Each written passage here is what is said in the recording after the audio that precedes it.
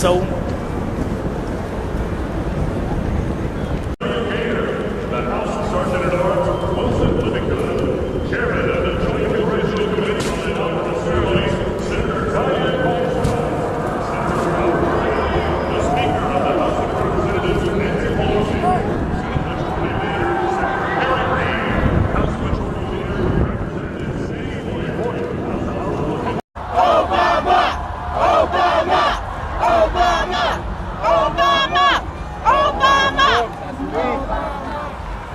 Bro, just gotta keep that going, bro. Gotta keep it going. Speech! Speech! Speech! Speech! I love you.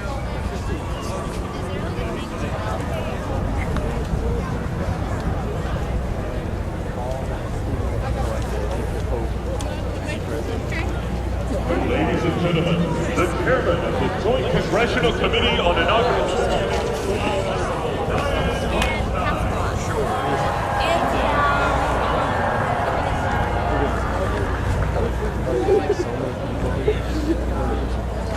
Mr. President, Vice President, Mr. President-elect and Vice President-elect, ladies and gentlemen, welcome to the inauguration of the 44th President of the United States.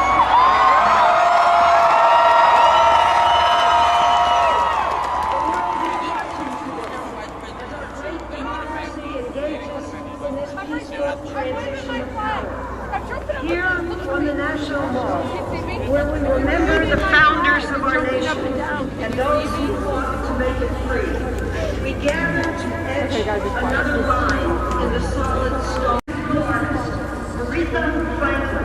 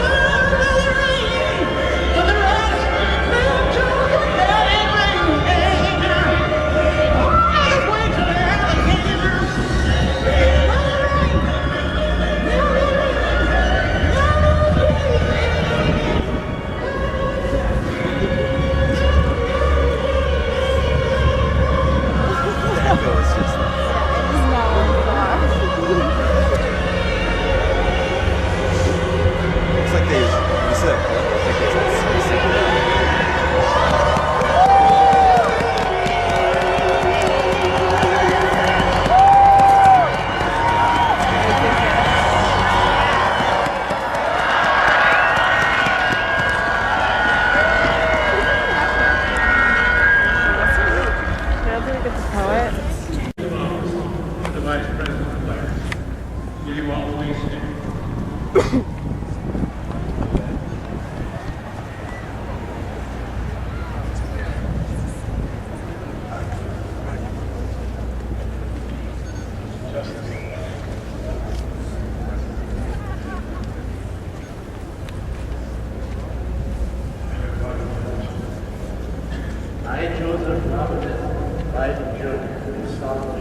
I, Joseph Robinette Biden Jr., do solemnly swear that I will support and defend the Constitution of the United States. That I will support and defend the Constitution of the United States against all enemies, foreign and domestic. Against all enemies, foreign and domestic. That I will bear true faith and allegiance to the same. That I will bear true faith and allegiance to the same. That I take this obligation freely. That I take this obligation freely. Without any mental reservation or purpose of evasion. Without any mental reservation or purpose of evasion. And that I will well and faithfully discharge. And I will well and faithfully discharge. The duties of the office on which I am about to enter. The duties of the office on which I'm about to enter. So help me God. So help me God. Thank you.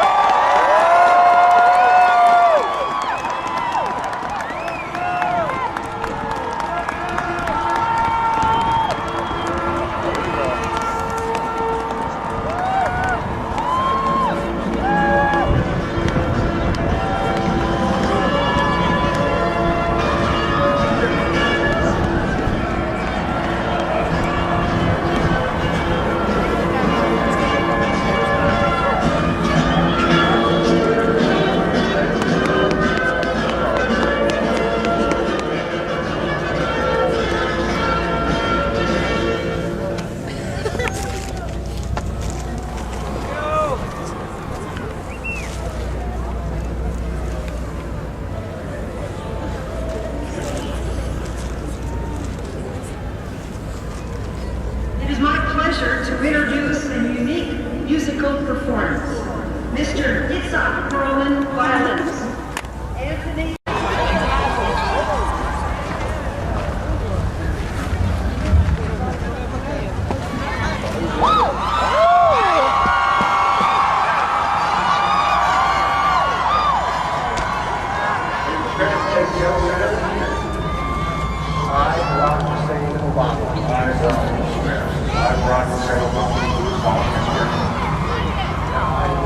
Execute the office of President of the United States faithfully. I will execute the office faithfully the office of President of the United States. And will, to the best of my ability, preserve, protect, and defend the Constitution of the United States. Preserve, protect, and defend the Constitution of the United States. So help you God. So help me God. Congratulations, Mr. President.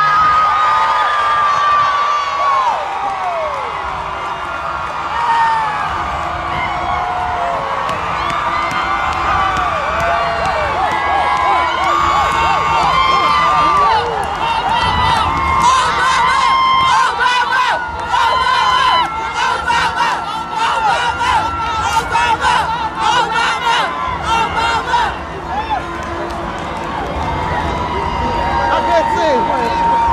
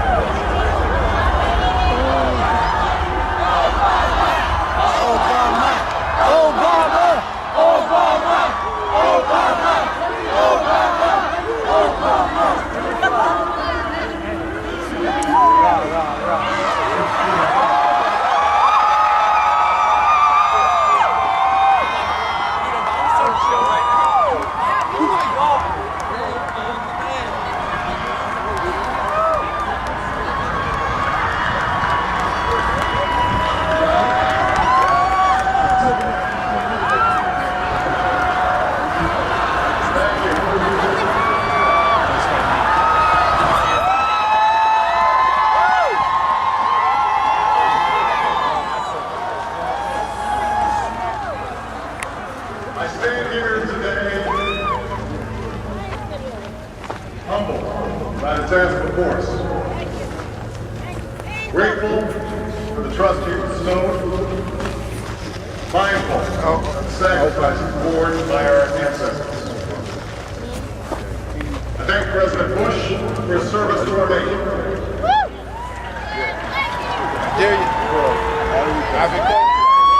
Generosity and cooperation he has shown throughout this transition. A good friend from Sierra Leone. 44 Americans have now taken the presidential oath. We're learning the still waters of peace. Yet, every so often, the oath is taken amidst gathering clouds and raging storms. These moments, America has carried on not simply because of the skill or vision of those in high office, but because we, the people, have remained faithful to the ideals of our forebears and true to our founding doctrines. So it has been, so it must be with this generation of Americans. And we are in the midst of a crisis that is now well understood. Our nation is at war against the far-reaching network of violence and hatred. Our economy is badly weakened as a consequence of greed and irresponsibility on board of some, but also our collective failure to make our choices and prepare the nation for a new age. Homes have been lost. Our health care is too costly, our schools fail too many, and each day brings further evidence that the ways we use energy strengthen our adversaries who threaten our spending. These are the indicators of crisis, subject to data and statistics. Less measurable, but no less profound, is the sapping of confidence across our land. A nagging fear that America's decline is inevitable, that the next generation must lower its sights. Today, I say to you that the challenges we face are real. They are serious and they are many. They will not be met easily or in a short span of time. But know this, America, they will be met. Yes!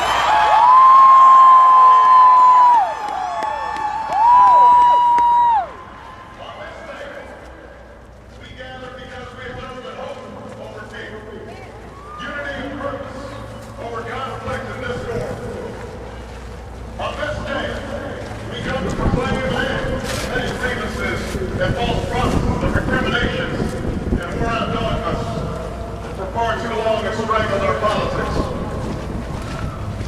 We remain a young nation, but in the words of Scripture, the time has come to set aside childish things.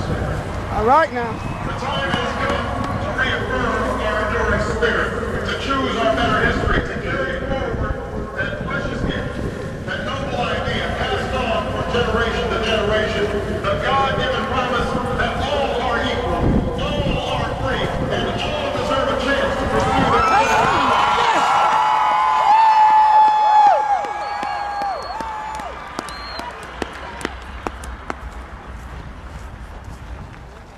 In reaffirming the great, we understand that greatness is never a gift. It must be earned. Our journey has never been one of shortcuts or settling for less. It has not been the path for the faint-hearted, for those who prefer leisure over work, or seek only the pleasures of riches, fame. Rather, it has been the risk-takers, the doers, the makers of things, some celebrated, but more often men and women obscure in their labor, who have carried us up the long, rugged path towards prosperity and freedom. For us, they packed up their few worldly possessions and traveled across oceans in search of a new life. For us, they toiled and sweatshopped and settled the West, endured the lash of the whip, and plowed the hard earth. For us, they fought and died in places like Concord, Gettysburg, Normandy, and Quezon. Time and again, these men and women struggled and sacrificed and worked till their hands were wrong so that we might live a better life.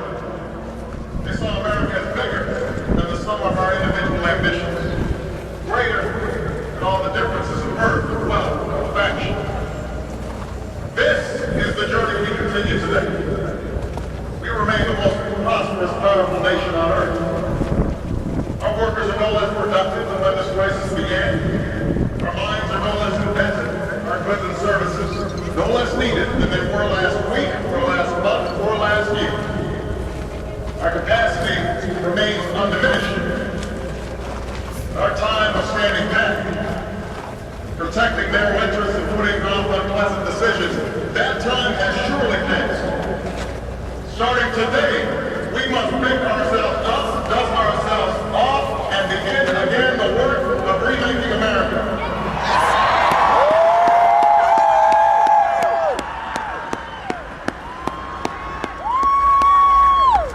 Everywhere we look, there's work to be done. The state of our economy calls for action, bold and swift, and we will act. Not only to create new jobs, but to lay a new foundation for growth. We will build the roads and bridges, the electric grids and digital lines that feed our commerce and bind us together. We will restore science to its rightful place and wield technology's wonders to raise healthcare's quality and lower its cost. We will harness the sun and the winds and the soil to fuel our cars and run our factories, and we will transform our schools and colleges and universities to meet the demands of the new age. All this we can do. All this we will do. Now, there are some who question the scale of our ambitions, who suggest that our system cannot tolerate too many big planes. Their memories are short, for they have forgotten what this country has already done, what free men and women can achieve when imagination is joined to common purpose and necessity to courage. What the cynics fail to understand is that the ground has shifted beneath them. That the state of political arguments that have consumed us for so long no longer apply. The question we ask today is not whether our government is too big or too small, but whether it works. Whether it helps families find jobs at a decent wage, care they can afford, a retirement that is dignified. Where the answer is yes, we intend to move forward. Where the answer is no, programs will end. And those of us who manage the public's dollars will be held to account to spend wisely, perform bad habits, and do our business in the light of day, because only then can we restore the vital trust between people and their government.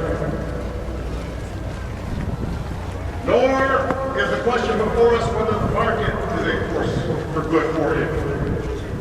Its power to generate wealth and expand freedom is unmatched.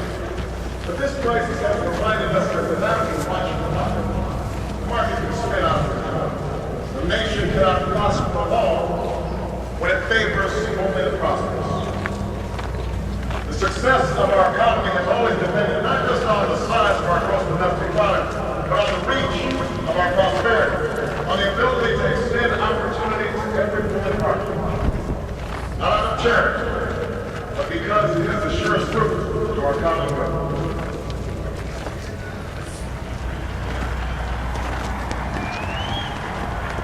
As for our common defense, we reject as false the choice between our safety and our ideals.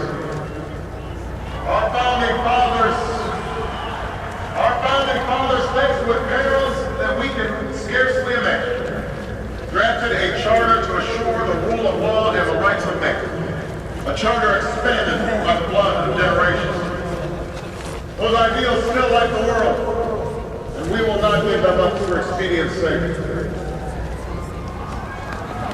And so, to all the other peoples and governments who are watching today, from the grandest capitals to the small village where my father was born, know that America is a friend of each nation and every man, woman, and child who seeks a future of peace and dignity, and he is ready to lead once more.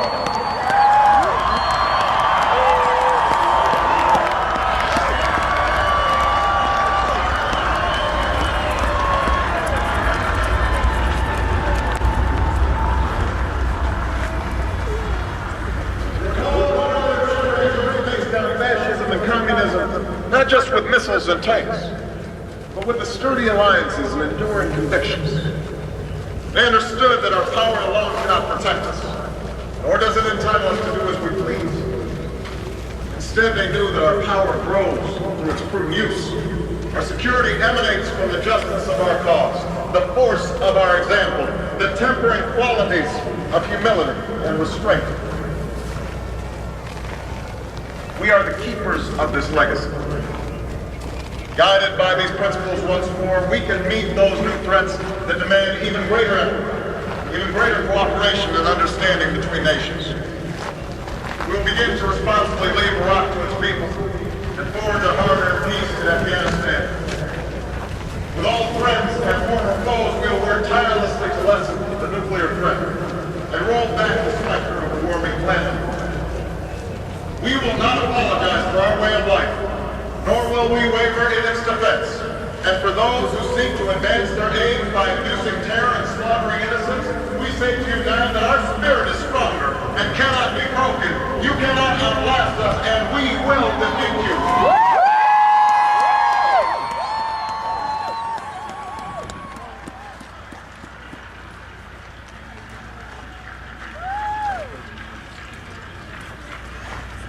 For we know that our patchwork heritage is a strength, not a weakness. We are a nation of Christians and Muslims, Jews and Hindus, and non-believers. We are shaped by every language and culture, drawn from every end of this earth. And because we have tasted the bitter swill of civil war and segregation, and emerged from that dark chapter stronger and more united, we cannot help but believe that the old hatreds shall someday pass, that the lines of tribes shall soon dissolve, that as the world grows smaller, our common humanity shall reveal itself, and that America must play its role in ushering in a new era of peace. To the Muslim world, we seek a new way forward, based on mutual interest and mutual respect. To those leaders around the globe who seek to sow conflict or blame their society's ills on the West, know that your people will judge you on what you can build, not what you destroy. To those who claim to power through corruption and deceit and the silencing of dissent, know that you are on the wrong side of history, but that we will extend a hand if you are willing to unclench your fist. To the people of poor nations, we pledge to work alongside you to make your farms flourish and let clean waters flow, to nourish starved bodies and feed hungry minds. And to those nations like ours that enjoy relative plenty, we say we can no longer afford indifference to the suffering outside our borders, nor can we consume the world's resources without regard to the present. For the world has changed, and we must change with it. As we consider the road that unfolds before us, we remember with humble gratitude those brave Americans who, at this very hour, patrol far-off deserts and distant mountains. They have something to tell us, just as the fallen heroes fly in Arlington whisper through the ages. We honor them not only because they are the guardians of our liberty, but because they embody the spirit of service. A willingness to find meaning in something greater than themselves. And yet, at this moment, a moment that will define a generation, it is precisely this spirit that must inhabit us all. For as much as government can do and must do, it is ultimately the fate and determination of the American people upon which this nation relies. It is the kindness to take in a stranger when the levees break, the selflessness of workers who would rather cut their hours than see a friend lose their job, which sees us through our darkest hours. It is the firefighter's courage to storm a stairway filled with smoke, but also a parent's willingness to nurture a child that finally decides our fate. Our challenges may be new. The instruments with which we meet them may be new. But those values upon which our success depends, honesty and hard work, courage and fair play, tolerance and curiosity, loyalty and patriotism, These things are old. These things are truth. They have been the quiet force of progress throughout our history. What is demanded then is a return to these truths. What is required of us now is a new era of responsibility. A recognition on the part of every American that we have duties to ourselves, our nation, and the world. Duties that we do not grudgingly accept with rather seek gladly, firm in the knowledge that there is nothing so satisfying to the spirit, so defining of our character, and giving our all to an excellent task. This is the price and the promise of citizenship. This is the source of our confidence. The knowledge that God called on us to chase an uncertain destiny. This is the meaning of our liberty and our creed, why men and women and children of every race and every faith can join in celebration across this magnificent mall. Why a man who survived less than 60 years ago might not have been served at a local restaurant can now stand before you to take a most sacred oath.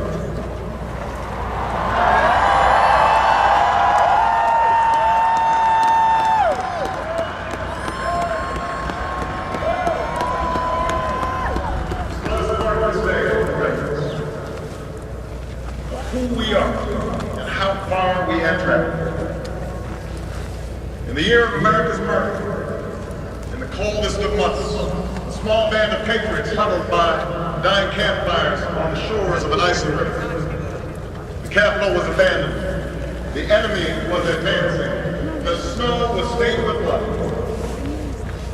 In the moment when the outcome of our revolution was most in doubt, the father of our nation ordered these words to be read to the people. Let it be told to the future world that in the depth of winter, when nothing but hope and virtue could survive, that the city and the country, alarmed at one common danger, came forth to meet it. America, in the face of our common dangers, in this winter of our hardship, let us remember these timeless words. With hope and virtue, let us brave once more the icy currents and endure what storms may come. Let it be said by our children's children that when we were tested, we refused to let this journey end. That we did not turn back, nor did we falter. And with eyes fixed on the horizon and God's grace upon us, we carried forth that great gift of freedom and delivered it safely to future generations. Thank you.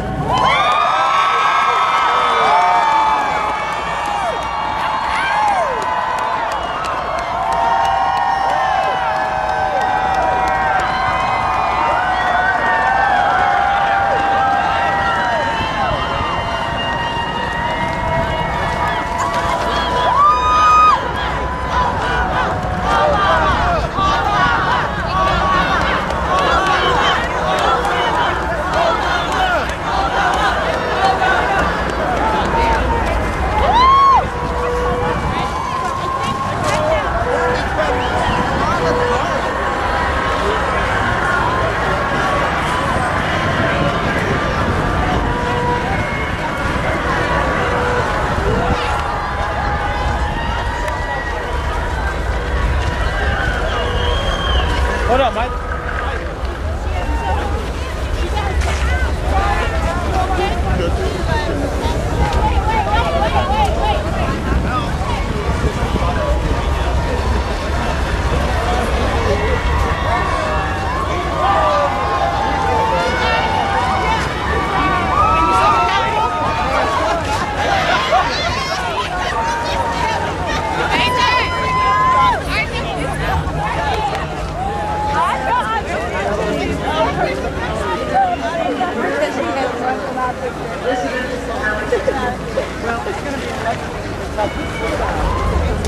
See you later.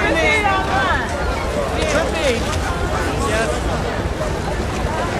WLEN installer. Yeah. They were always like best friends.